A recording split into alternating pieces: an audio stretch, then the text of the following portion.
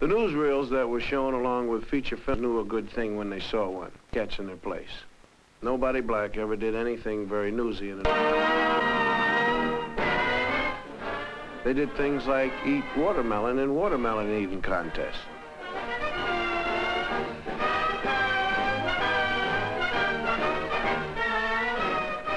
Then another favorite for the newsreel cameraman was to film people throwing things at them. Good sport. Some college football publicity man decided this was a good idea. And there were a lot of very funny golf pictures. If you weren't black, they were funny, I guess.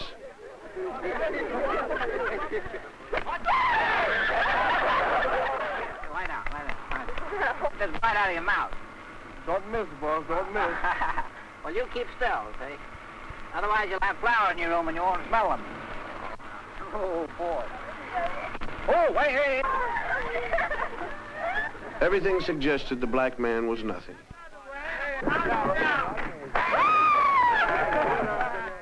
Hollywood adopted a sort of British attitude toward black natives of other countries. They were always sneaking around the bushes, you know, carrying stuff on their head. White men weren't supposed to get caught sweating. I've seen a picture called Pastures, and it stated the colonial attitude. Don't let it break, Andre. Take to him your race for a wedding gift. The prestige of the white man. That means everything you stand for, and it is the only weapon you two will have. Prestige. But it is enough to preserve you. Yes, sir. And I'll try to remember it. If you'll kiss me. Even though most non-white natives of any place were savages in films, it often pleased white producers to endow a few chosen blacks with the virtue of great loyalty to him, the white man. Here's one defending Anne Harding to the death. There was always one loyal and true black man who would do anything for his master. Some of them were wonderful people. You know, if you really get a good one. Mostly, though, Negroes were not heroes. They were a bit part servants, railroad porters. Watch your steps. Watch your steps, sir. Now, this is your destination, folks. They made very good chauffeurs. Looked good in their caps. Good morning, Colonel, sir. And they were great at serving all kinds of drinks. That coffee, you stays with you like poor relation. Who says you got the... Your sassress tea. Wherever there was a thirsty master, there were they also.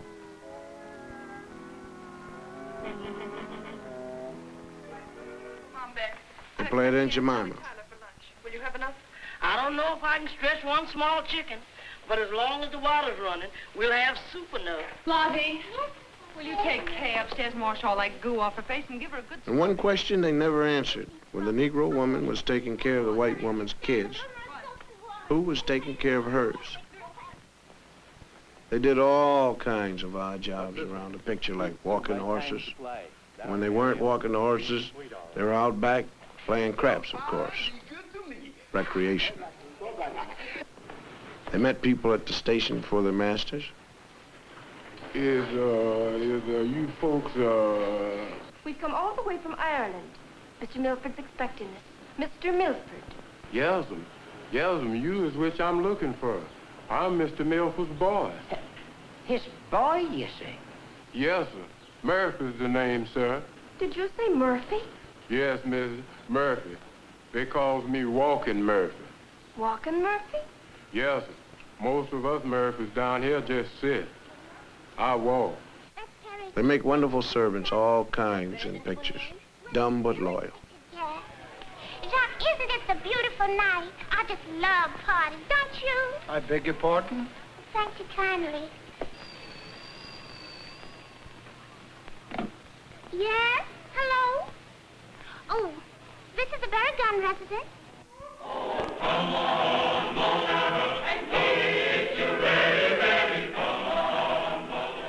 And things were getting pretty tough during the 30s. And a good thing for a lot of black actors was that they made a movie called The Green Pastures with, like they say, a cast of thousands. It gave a lot of people work, but it had all the old stereotyped characters. It was clever and funny and all black, but it was a white man's picture. I'm the Indian. Henry, you sure got the prettiest wings. Oh, they just my old ones. Cigar, gentlemen, cigar. Just help yourself. Cigar, gentlemen, cigar. Oh, Lord, the smokehouse is empty. Oh, Lord, let me get them groceries. Oh, Lord, let me see that little six. Where? Come on, you gonna feed me or not? Hey! Why, you just a little boy, gambling and sinning and chewing tobacco like you was your own pappy. And you've been drinking Sonny Kick Mammy wine, too. You gamblers ought to be ashamed of yourself leading this boy to sin. Well, he's the best crapshoot in town. You find my mammy, do more than I can. While Hollywood was turning out films, radio came along and decided to get in on it, too. Two white fellows from Chicago invented two black characters they named Amos and Andy. They played their parts on the radio for 30 years. This is them doing their bit. Well, Brother Crawford looks pretty good since he's been here at Palm Springs, don't he? Yeah, looks like his wife done beat him on the... When radio moved over to let television in, Amos and Andy went with it. These two white cats couldn't play Amos and Andy where you could see them, so what they did was they had a black cast. The cast was different, but the stereotypes were the ones that the white people had come to know and love. They were shady characters with money. Well, I got the books right here, and they're open to each and every brother complete inspection. Get your hands off of that thing there. So you want to see the financial books, huh? Yeah. Well, there he is. There he is. You done see them. The meeting's adjourned. They were still slow and lazy. Are you sure they're not here? Oh, yes, sir. They told me so themselves. Have them report to our office right away. I sure tell them, all right. I got to see. They had trouble with the English language, misused words a lot. And Mr. Brown, my new secretary here, ain't gonna have no time for no extracurricular activities. And I'm telling you now, as long as you have that secretary in your office, I'm going to work as a secretary myself. Oh, give me an ultimatum, huh? Well, I'm putting my foot down. They had trouble with women. And it was always the women who were dominant. Come on, Herman. Mostly black actors aren't playing the old stereotypes anymore. There are people who say they're playing a new stereotype. Sidney Poitier is always helping some little old ladies across the street, whether they want to go or not. The black people in this country got a bum deal for a long while, and it won't hurt much if we see a little of that now and then. Stanley Kramer has let us use some scenes from Guess Who's Coming to Dinner. You look at these and remember Birth of a Nation. This is the opening scene when Catherine Hutton is bringing Sidney home for the first time. This is Dr. Prentice. John, Miss Matilda Binks. Pleased to meet you, Miss Banks. I've certainly heard a great deal about you. Katharine Hepburn and Spencer Tracy are the girl's parents. Thank God he's right. She's 23 years old, and the way she is just exactly the way we brought her up to be. We answered her questions. She listened to our answers. We told her it was wrong to believe that the white people were somehow essentially superior to the black people, or the brown or the red or the yellow ones, for that matter. People who thought that way were wrong to think that way. Sometimes hateful, usually stupid, but always, always wrong. That's what we said. And when we said it, we did not add, but don't ever fall in love with a colored man. Sidney tells it like it is to his old man.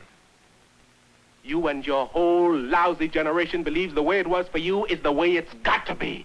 And not until your whole generation has lain down and died will the dead weight of you be off our backs. You understand? You've got to get off my back.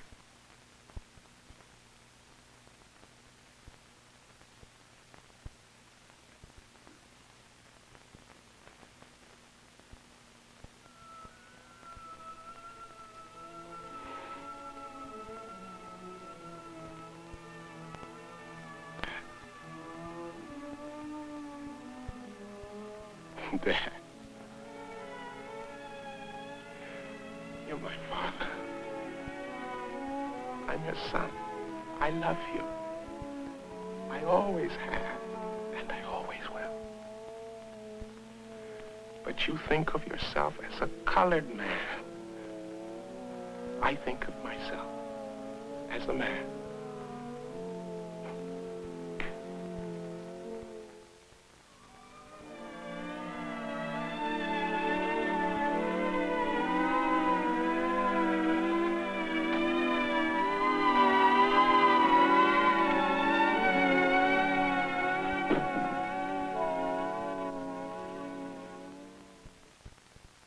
By the time the world of movies and the world of education get into the streets of black America, some strange things happen.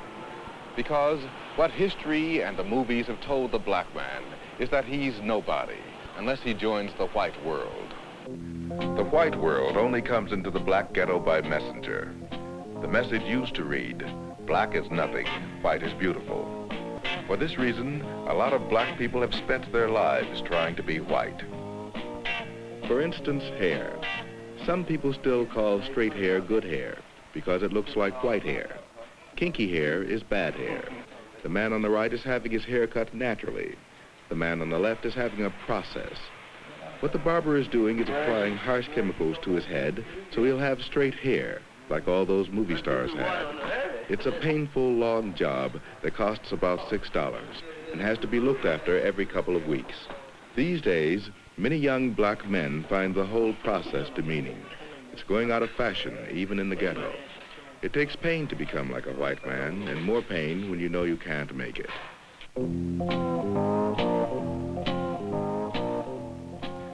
For a while, it seemed to the black community that the way to escape was to get as rich as possible and look as white as possible. And as affluence came to some black people, all the lessons of history and all the lessons of the movie seemed to be succeed on the white man's terms. So, the middle-class Negro took the white man's dreams and tried to make them his. Today, many middle-class Negroes have the education and the money to provide themselves with all the white man's dreams but one, universal social acceptability. He has not yet been able to join in any normal or casual way the white man's affluent society, so he has his own. The white man's attitudes still exclude the black man and the black woman. There's a fallacy in this country that says that any man by his merits can make it. That is not true. Do not believe that. It is not true. Because any man in this society cannot make it. That's where the whole fallacy is. The white man keeps saying to you, if you just stop being black, if you just stop shooting your people on Saturday night, if you just stop talking Negro dialect, if you clean yourself up, get yourself a job, you're going to make it in this society. It's not true. I know for myself I have a master's degree in social work, and I know that people won't accept me. And I was an honor student, and I know I can make it. They won't accept me. They don't discriminate against me because I'm a Christian. They're discriminating against me because I'm black. The message down here is coming in stronger. It's be yourself, be black. The new generation of black young Americans is asserting itself in a new and possibly disturbing way. Many black Americans are giving up on American society. If you can't wash white, even if you have the money, if you can't wash white because you are basically black, what you do is react, sometimes radically. Here is a measure of the reaction to white is beautiful. This is a storefront school in Philadelphia. The children are being given a black preparation before they enter the city's schools. They're not especially gifted children, they're just from the neighborhood. One black man named John Churchville put it all in finance. Right? You understand that? Yeah. All right. A number is a concept of quantity or an amount. That is wrong. No! No! A number is a concept of quantity or an amount. That is dead wrong. He's not only teaching new math to children whose ages range from 17 months to 5 years, he's decided to give them the emotional armor they need to protect themselves against the education they're sure to receive when they start kindergarten. Anybody tells you something wrong, are you going to do it? No! All right. What do you want, Janelle? I want freedom. When do you want it? I want my freedom now. No, you have to wait till next week, Janelle. You can't have it now. How can you wait till next week? Yes. Okay. Sit down. All right, young man, stand up. When do you want your freedom, young man? I want freedom now. You can wait till next week, though, can't you? No. Michael, you just have to wait till next week. You can't have it now. Are you willing to wait till next week? No.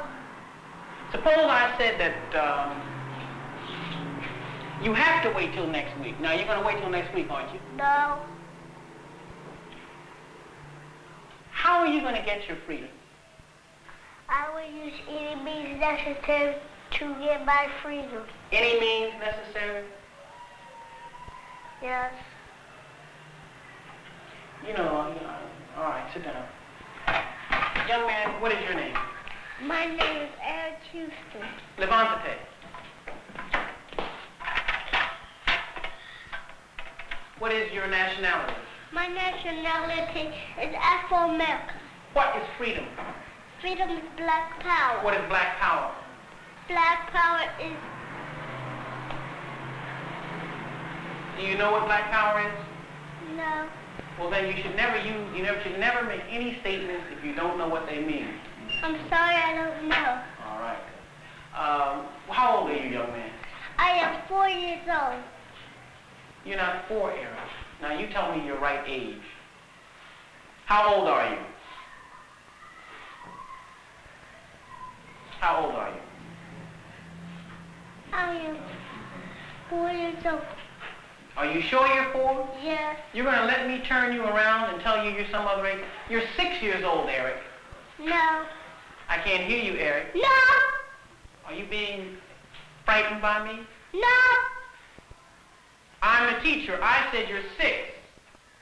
I am 4 years old. All right, then. You stand up for it, then. You shouldn't be weak. You stand up and say it. You ought to scream it in my face if I try to tell you different, right? Yes. Have a seat. Stand up, young man. Are you a Negro, Travis? No. Are you a flunky, Travis? No. What are you? I am black and beautiful. And what else are you? Are you a boy? No. What are you? I'm a man. What kind of man?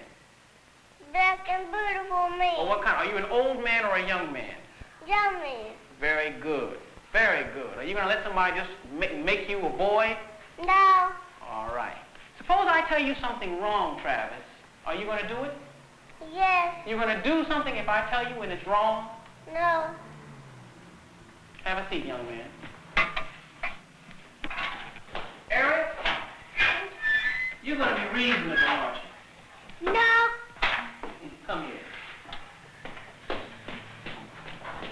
Here you are. Fine young man, right? Yes. Are you going to be scared of me? No. Are you going to be scared of some president of the United States? No. Some mayor? No. Some policeman? No. All right. You're a Negro. Yes! You're a Negro, Eric. No. Somebody pass me my stick. I said you're a Negro, boy. No. You're getting mighty soft. You're a Negro. No. Very good. All right, sit down. You, young man, you come here.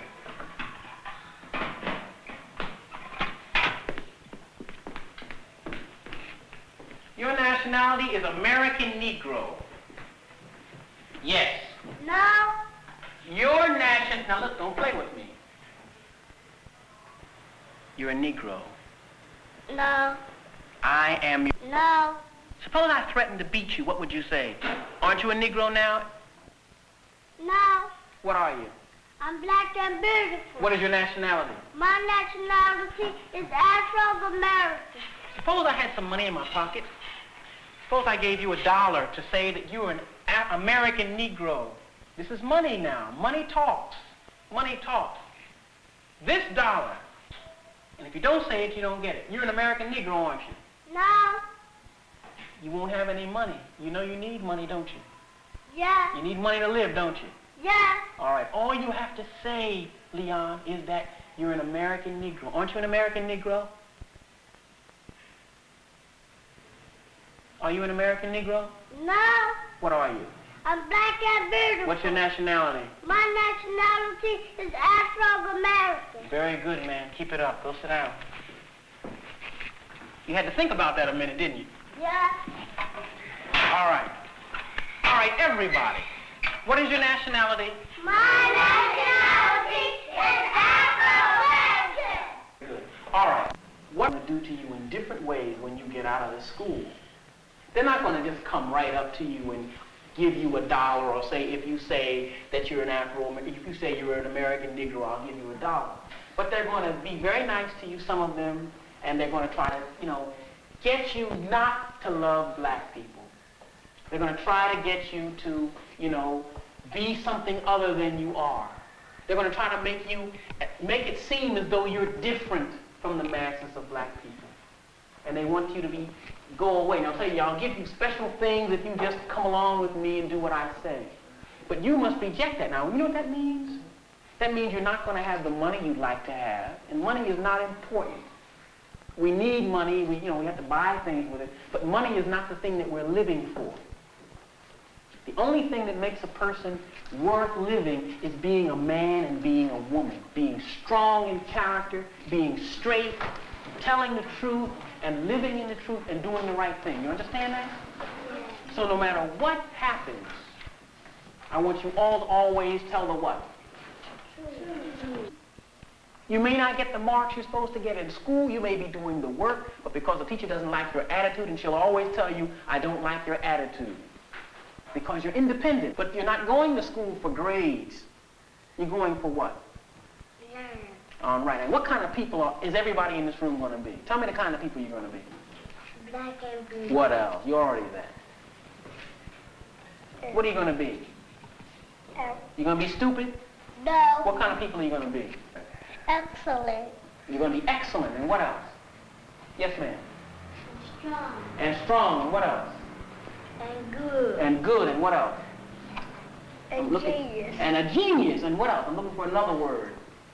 All of you are geniuses right now, and you'll be better than that. What else? I'm looking for a word that begins with a B. Brilliant.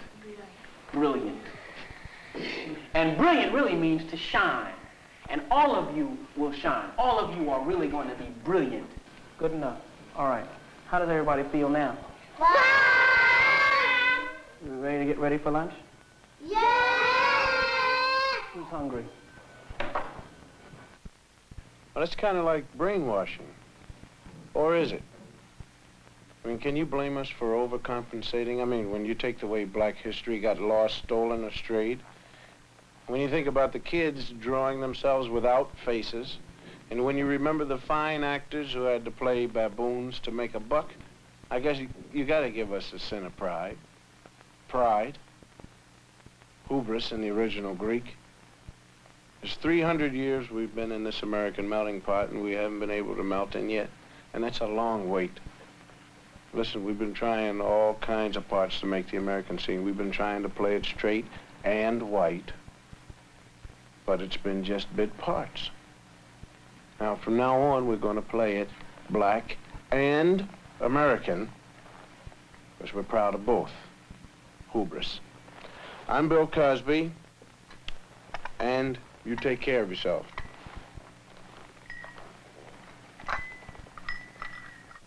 All right. What is a set?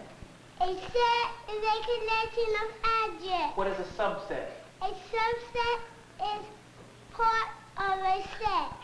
What is a member? A member is one unit of a set. What, in terms of set comparison, does larger mean? Everybody together. I'm going to ask you all a question. Let's see if you can do it. All right? What is arithmetic? Arithmetic is not a number. What is a number? A member is one unit of a set. What is, in terms of set comparison, what does larger mean? Larger means a set that has more members in it. In terms of set comparison, what does smaller mean? Smaller means a set that has less members in it. All right. All right, now quickly, look up on the board, relax, but think very quickly, you understand? Yes. All right, in terms of set comparison, we want to compare two sets, and I want you to tell me which is larger. The first time around. Remember, it comes up